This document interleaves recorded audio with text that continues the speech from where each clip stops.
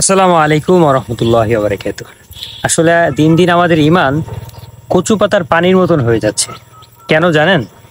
আসলে আমাদের ঈমান এতই দুর্বল হয়ে যাচ্ছে যে কচু পাতার পানিতে যেরকম কচু পাতার পাতার উপরে পানি রাখলে যেরকম আস্তে গড়ায় পড়ে যায়, আমাদের ঈমানও দিন দিন ঠিক এরকম হয়ে যাচ্ছে। অল্প যে আমাদের ঈমান চলে যাচ্ছে। কেন জানেন? ইসরায়েলের পণ্যগুলা বা ইহুদি পণ্যগুলোর ব্যাপারে আমরা সকলেই জানি, তাই না?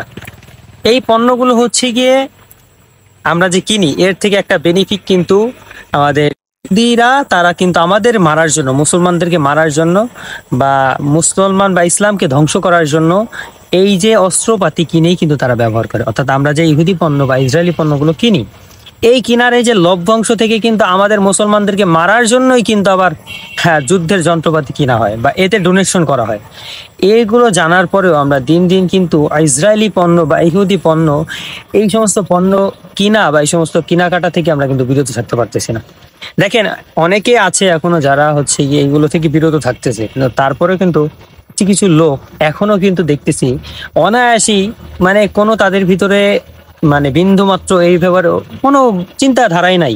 তারা অনায়াসেই তারা এই পণ্যগুলো কিনতেছে, coca cola, pepsi, 7 up, Israeli যে সমস্ত পণ্য আছে অনায়াসেই কিনতেছে।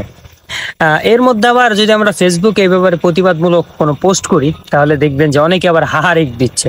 তাদের প্রোফাইলে গিয়ে দেখা যাচ্ছে তারাও এক ধর্মপ্রাণ মুসলিম, অথচ তারাও কিন্তু এই ব্যাপারে মানে তারা এই প্রতিবাদ করলেও সেখানেও তারা মানে হাসির বিষয় খুঁজে।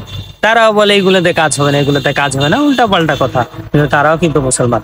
আচ্ছা ভাই, আপনাকে যদি আপনি দেখেন আপনার ভাই বা আপনার নিজের পরিবারের কাউকে, কারোর সাথে কোনো সমস্যা আছে, কোনো দলিল বা কোনো কিছুর ব্যাপারে কোনো মারামারি কাটাকাটি আছে, এখন আপনি কোনো একটা জিনিস যদি কিনেন, কোনো পণ্য কিনেন, সেই পণ্য কেনার লাভের টাকা দিয়ে আপনার পরিবারকেই মারার জন্য যদি ছুরি, রান্দাও বা বন্দুক কেনা হয়, তাহলে কি আপনি সেই পণ্যগুলো কখনোই কিনবেন না। তাহলে আপনার ইসলামের ব্যাপারে, আপনার দ্বীনের ব্যাপারে, আপনার মুসলমান ভাইদের ব্যাপারে এরকম চিন্তাধারা কেন? অর্থাৎ আমাদের ঈমান খুবই দুর্বল, যা আস্তে আস্তে দিন দিন আমাদের ঈমান ওই কচু পাতার পানির মতন হয়ে যাচ্ছে। অনায়াসে ঈমান আমাদের টাকার কাছে বিক্রি হয়ে যাচ্ছে। কিছু কিছু মুসলিম ভাইয়েরাও দেখতেছি ইদানিং তারা কোকা কোলাকে প্রমোট করতেছে। তারপরে আরেকটা আছে কোক স্টুডিও নামে কি যেন একটা আছে, সেটাকে দেখলাম আমাদের কিছু মুসলিম ভাইয়েরা প্রমোট করতেছে। তারাও কিন্তু যথেষ্ট মুসলিম। তারাও কিন্তু আপনার বিগত দিনে দেখেছি তারাও ইসলামকে নিয়ে কত পোস্ট করেছে, কত কিছু করেছে, অথচ তারা এখন প্রমোট করতেছে। কিছু টাকার বিনিময়ে আমাদের ঈমান আমরা বিক্রি করে দিচ্ছি। আল্লাহ তাআলা আমাদের সকলের ঈমানের উপরে আরো ইস্তেকামাত থাকার তৌফিক দান করে ঈমানকে আরো মজবুত করে দিন। ঈমানকে আরো মজবুত করে দিয়ে ইসলামের পথে কায়েম করার তৌফিক দান করে দিন।